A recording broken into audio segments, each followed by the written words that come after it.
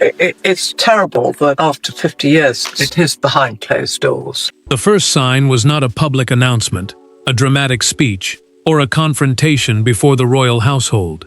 It was an empty space beside Queen Camilla's name. One moment, she was preparing to stand at the center of palace life. The next, every invitation had vanished. Then came the sealed decree bearing Elizabeth's authority, and a restriction so absolute that Camilla could barely speak. Before we go deeper into what this really means for the royal family, make sure to subscribe so you don't miss a single update. Buckingham Palace was preparing its calendar of state banquets, investitures, diplomatic receptions, memorial services, and royal gatherings, when one detail stopped everyone cold. Camilla's name had disappeared from every attendance list. An investiture is a formal ceremony where the monarch presents honors, while a state banquet is an official dinner for visiting leaders. These events made royal rank visible and placed the queen consort beside the king before the world. Camilla sat with a reception schedule before her when her private secretary fell silent. The aide pushed the revised pages across the table, and she saw the words beside every appearance, "Withdrawn by royal authority." Her hand froze over the page. Then the secretary explained that King Charles had formally activated Queen Elizabeth II's secret decree, a binding written order blocking her from every palace event, including ceremonies, receptions, state occasions, and gatherings at royal residences. The order preserved her marriage and public title. It cut her away from the ceremonial life of the crown, the formal duties through which a consort shares the monarch's public role. For Camilla, that meant losing the place she had spent years fighting to secure. For Charles, it meant obeying his mother's authority at the cost of his wife's dignity. Charles entered moments later, but he could not meet her eyes. She asked whether he intended to defend her. The king said nothing. His silence clearly revealed that duty had won the first battle. A sealed copy of the decree carried Elizabeth's signature, a private royal cipher, a coded mark confirming authenticity, and a handwritten instruction. The restrictions would take effect only when a specific condition had been met. Camilla demanded to know what had triggered it. Charles closed the document and said the answer was inside a second file she had not yet seen. As officials canceled her appearances, she realized this was not temporary humiliation. Someone close to the throne had accepted Elizabeth's judgment, and may have helped enforce it. But before Camilla could understand why the late queen had reached beyond the grave to exclude her, she first had to discover which living royals were prepared to let the decree stand. Behind the palace doors, the decree did more than cancel appearances. It divided a marriage, reopened old wounds, and forced every senior royal to decide where loyalty truly belonged. Camilla saw humiliation. Charles saw an inherited command. William saw protection for the future crown. And Princess Anne saw something even more dangerous, the fulfillment of a warning her mother had carried in silence for years. Camilla faced Charles in a private sitting room, still carrying the shock of the cancelled appearances. The decree, a formal royal order carrying the authority of the late monarch, had placed the king in a brutal position. If he ignored it, he risked making his marriage appear more important than the continuity of the crown. If he obeyed it, he would confirm that his wife's place beside him could be limited by a command written before his reign even began. Camilla asked the question slowly. Did he still see her as his partner in monarchy? Charles tightened his grip on the chair and told her she remained his wife. He stopped there. The queen consort heard the missing words immediately. He had not called her essential to the institution, and that silence cut deeper than the removal of any invitation. For years, Camilla's public survival had depended on visibility. Every ceremony, reception, and appearance beside the king had helped strengthen the acceptance she had fought to earn. Losing access to palace events did not merely reduce her schedule. It threatened to erase the role she believed she had finally secured. William received confirmation of the order, with a feeling he could not easily name. The prince believed Elizabeth had acted to protect the future crown, meaning the monarchy that would one day pass into his hands. Yet relief quickly gave way to discomfort. He knew that enforcing her command would deepen the fracture inside his father's home, and he understood that Charles would remember who had supported the restriction. Princess Anne read the decree alone. She removed her glasses, folded them carefully, and said that her mother must have believed the danger was serious enough to outlive her. Anne's reaction was not surprise.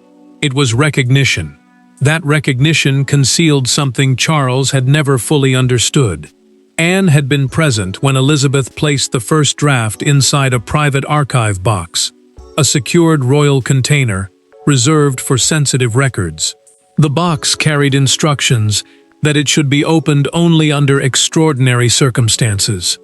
She had witnessed the late Queen seal it, but she had never revealed the full reason. Camilla learned soon afterward that both William and Anne had been consulted before the decree was activated. Their silence no longer felt neutral. To her, it felt coordinated. She began to believe the family had judged her before she was ever allowed to defend herself. Then Charles admitted that the second file named a forgotten royal ceremony. It recorded the exact moment Camilla had crossed a boundary Elizabeth had drawn with unmistakable force. And when that buried ceremony was finally named, the palace could no longer pretend the decree had emerged from suspicion alone. Every royal crisis has a moment that later feels inevitable. The sentence spoken too boldly. The door entered without permission. The ceremonial line crossed in front of witnesses who never forgot. For Elizabeth, that moment came during a private Commonwealth reception at Windsor Castle, when Camilla made a request that appeared minor to everyone else, but struck the Queen as a direct challenge to the order of succession. Elizabeth had spent years allowing Camilla to gain recognition slowly, but she never confused acceptance with authority. Palace advisors had debated what ceremonial influence the future consort should hold once Charles became king. A consort is the monarch's spouse, while ceremonial precedence is the formal order deciding who enters, sits, or stands before whom. To the Queen, those rules were not decoration. They showed where power began, where it ended, and who had the right to shape the crown. Camilla made her move during the private Commonwealth reception. She quietly instructed an aide to place her card ahead of Princess Anne and the then Duchess of Cambridge, arguing that her future position required immediate priority. The change looked small on paper. In royal life, it was explosive. A place card could signal rank, and rank could suggest authority long before any official title changed. Elizabeth entered, studied the arrangement, and asked who had authorized it. Camilla answered that the monarchy needed to prepare for the future. The Queen's face hardened. Anne immediately understood the meaning, and Charles saw the room fall silent around his wife. Charles defended Camilla after the guests had gone. He told his mother the change had been practical, not rebellious. Elizabeth rejected that explanation. She said affection could not rewrite royal order, because once personal preference altered precedence, every future boundary became negotiable. The monarch feared that her son would always explain away ambition when it came from the woman he loved. That night, Elizabeth summoned Anne without Charles present. In a documented private account later sealed in the royal archive, she dictated the first terms of a dormant decree, a written order kept inactive until a named condition was broken. Anne listened as her mother created a safeguard that could remove Camilla from palace ceremonies if she ever tried to expand her influence beyond approved limits. Elizabeth then added the triggers by hand: control over official guest lists, interference in household appointments, changes to ceremonial precedents, access to private state briefings. Any one of them, repeated after Charles became king, could activate the restriction. Anne never forgot that warning, and Camilla never knew how close the Queen had come to acting then. Years later, the second file proved that the Windsor reception had not been forgiven. Worse, one of those forbidden actions had happened again, and this time the king could no longer call it a misunderstanding. The old offense had created the weapon, but a far more recent act had placed it directly into Charles's hands. When Camilla finally entered Charles's private study, there were no secretaries, no advisors, and no ceremonial smiles to soften what had happened. The decree lay between them, like a third presence in the marriage. She did not ask whether the restrictions were real. She asked the question that cut far deeper. Had the man she supported for decades personally chosen to enforce Elizabeth's final judgment against her? Camilla pushed the cancelled invitation list across the desk and demanded that Charles reverse the order. He did not touch it. The king placed Elizabeth's decree beside the pages and said he had already signed the activation notice, the formal document that brought the old command into immediate force. The words landed with finality. This was no longer a warning waiting in an archive. It was his decision now. Charles then named the act that had triggered it. Camilla had changed the guest list for a major palace reception, removing 2 long-serving royal representatives and replacing them with members of her preferred circle without his written approval. Because the reception belonged to the crown, rather than to either of them personally, every invitation carried institutional weight. Changing those names meant changing who appeared to hold influence around the monarch. Camilla accused him of allowing his mother to control their marriage from beyond the grave. Charles answered that the decree did not govern their marriage. It governed the monarchy he had sworn to protect. She reminded him of the years she had stood beside him through rejection, scandal, and public hostility. He replied that none of those sacrifices gave either of them the right to ignore a boundary written to protect the throne. Camilla then asked whether William had pressured him. The king raised his voice for the first time and insisted the signature was his. Yet the pain in his face betrayed the cost. He had chosen the crown, but he knew she would experience that choice as a personal abandonment. Charles revealed more. Elizabeth had named Princess Anne as the decree's independent witness, meaning she had to confirm that the written trigger had truly been broken. William had been appointed its future guardian, giving the prince responsibility for protecting the order from being quietly destroyed or ignored. The late queen had deliberately created a system that even her son could not undo alone. Camilla moved toward the document, but Charles covered the final page with his hand. He warned her that one additional clause could make the exclusion permanent if she challenged the decree publicly or tried to interfere with its enforcement. For the first time, she stepped back. The silence that followed was colder than anger. Camilla left without bowing, without saying goodbye, and without asking for forgiveness. Outside the study, she turned to her private secretary and requested the name of the official controlling the palace event calendar. Camilla had lost the confrontation with her husband, but she was not yet willing to surrender to the machinery that had made his decision irreversible. The decree's strength did not rest on Elizabeth's words alone. It survived because the late queen had built a chain of authority around it.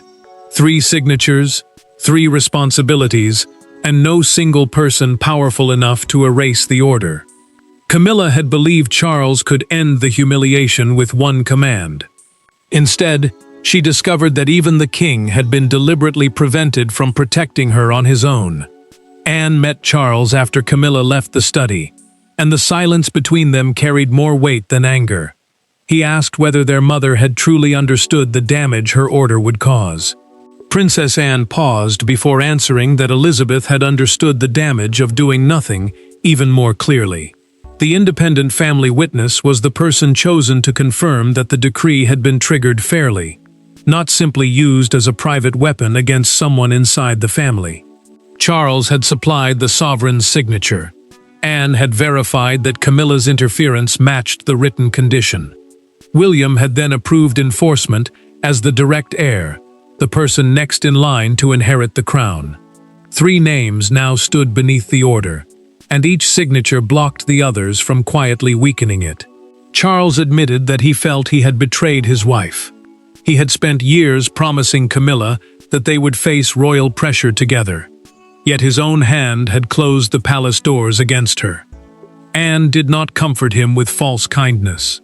She reminded the king that duty often demanded choices that left no one feeling loved, including the person wearing the crown. William entered carrying the official event schedule. The prince placed it on the table, found Camilla's last provisional appearance, and removed it with one clean mark.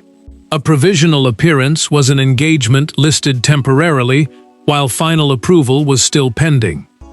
Charles watched him do it, and asked whether there was room for one exception. The future king answered that partial enforcement would make Elizabeth's entire safeguard meaningless. The reach of the order was wider than Camilla had been told. It covered Buckingham Palace, Windsor Castle, St. James's Palace, Holyrood House, and every royal residence whenever it hosted an official ceremony. She could enter some properties privately as the king's wife, but she could not attend events held there in the name of the crown. Camilla's private secretary still tried. In a recorded telephone exchange, the aide asked the palace comptroller to allow one charitable reception already carrying the queen consort's name. The comptroller, the senior official responsible for palace operations and ceremonial arrangements, refused. Only unanimous written approval from Charles, Anne, and William could restore access. Camilla received that answer without speaking. Within hours, diplomats would arrive for a reception she had helped prepare, and everyone would notice the space beside the king.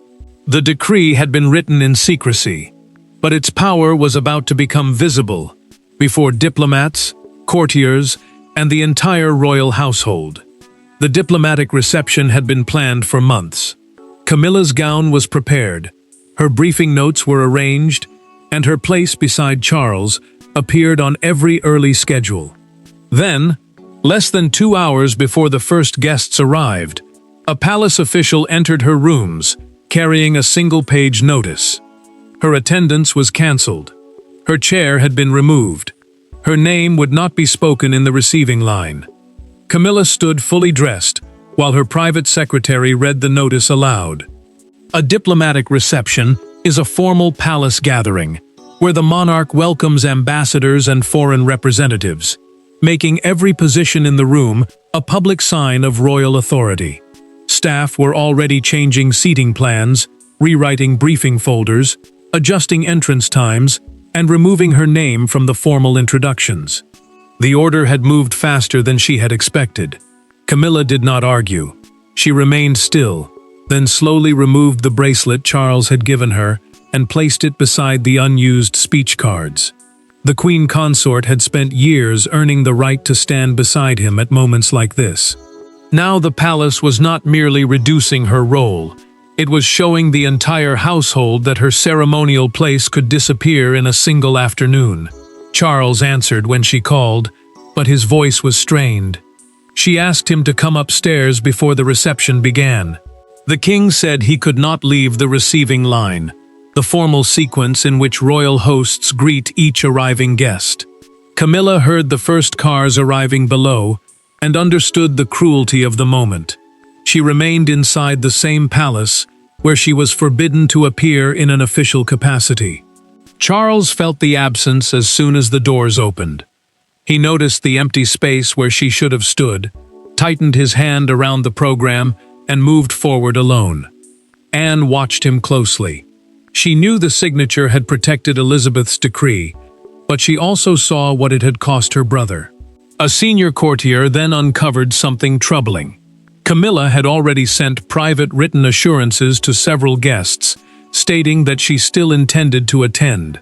The messages suggested that she had planned to test the order and force the household to choose between public embarrassment and direct enforcement.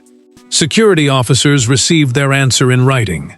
No unauthorized member of the royal household could enter the ceremonial route, the controlled path used by the monarch and official participants during the event. The decree was no longer symbolic. Palace staff had been instructed to stop her if necessary. Camilla never approached the doors. She listened until the music ended and the final cars departed. When Charles returned, he expected anger, accusation, perhaps another fight. Instead, he found her calm. The gown was gone. The speech cards remained untouched.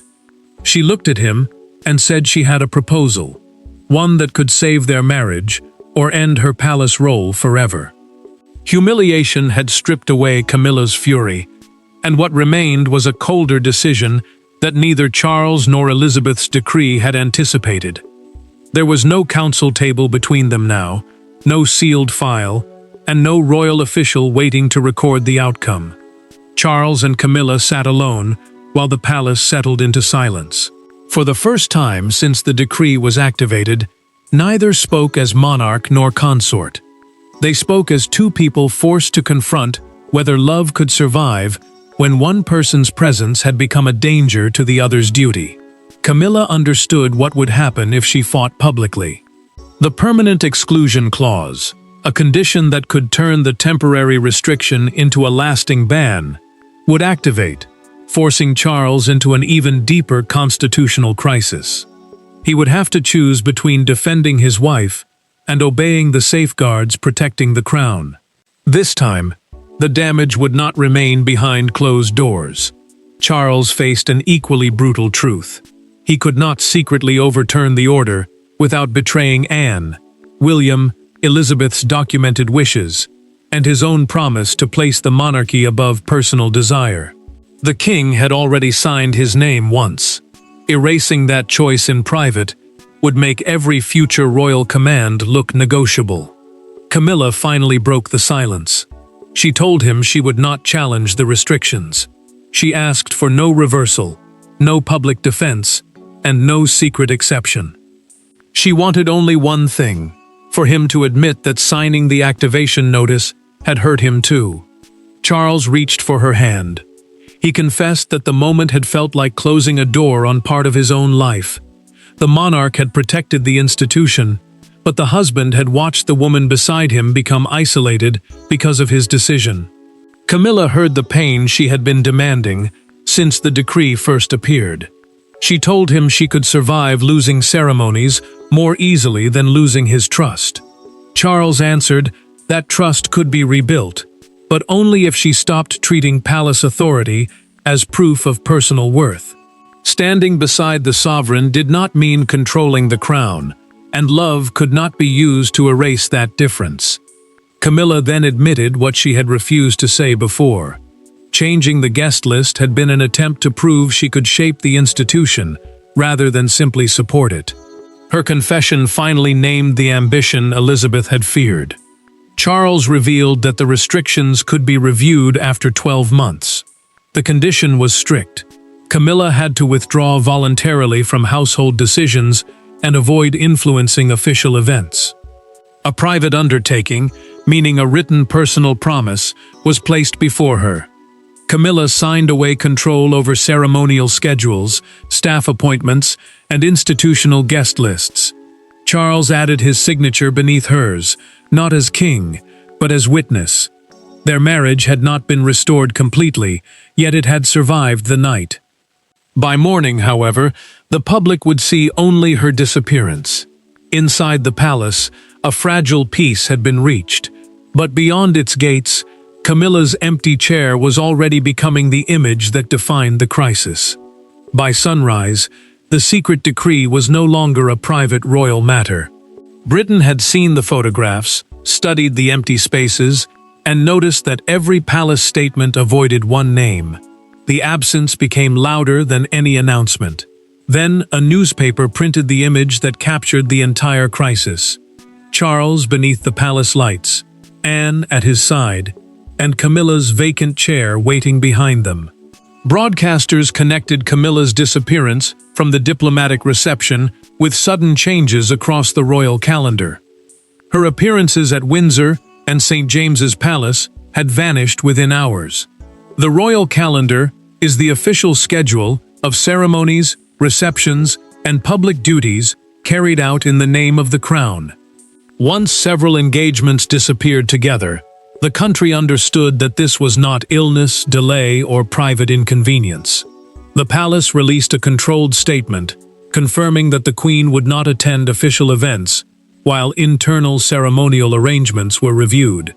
The phrase referred to the rules deciding who may take part in formal royal occasions, but its careful wording only deepened suspicion. No explanation was offered. No date for her return was given.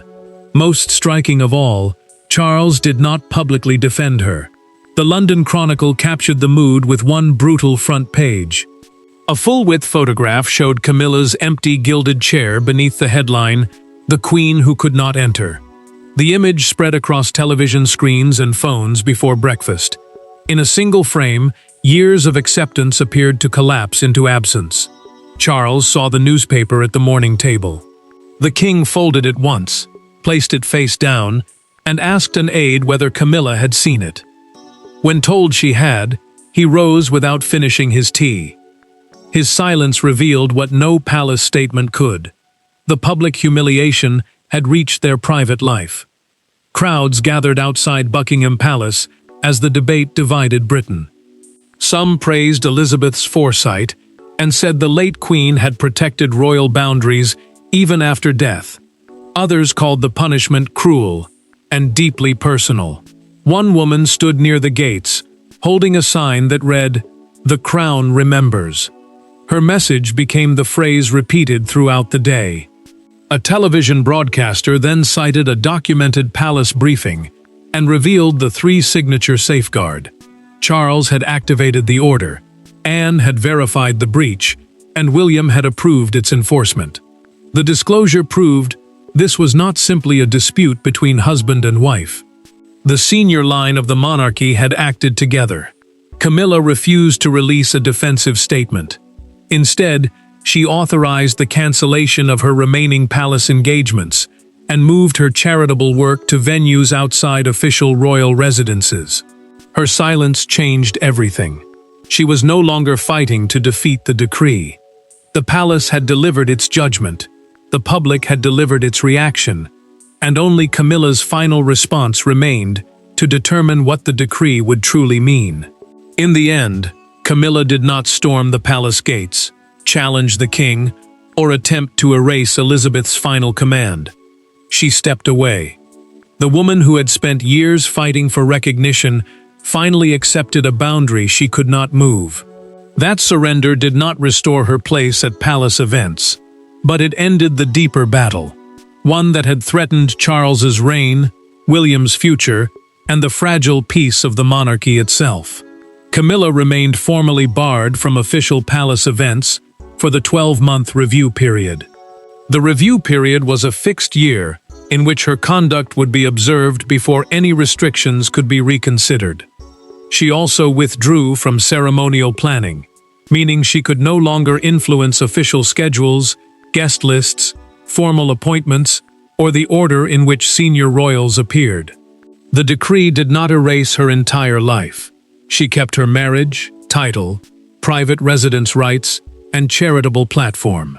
Yet her institutional role had been narrowed with deliberate force. Elizabeth's command ensured that closeness to the king could never become a private route into royal authority. Camilla watched Charles prepare for the next palace ceremony. She straightened his cuff, held his hand for one quiet moment, and told him not to look back when the car departed.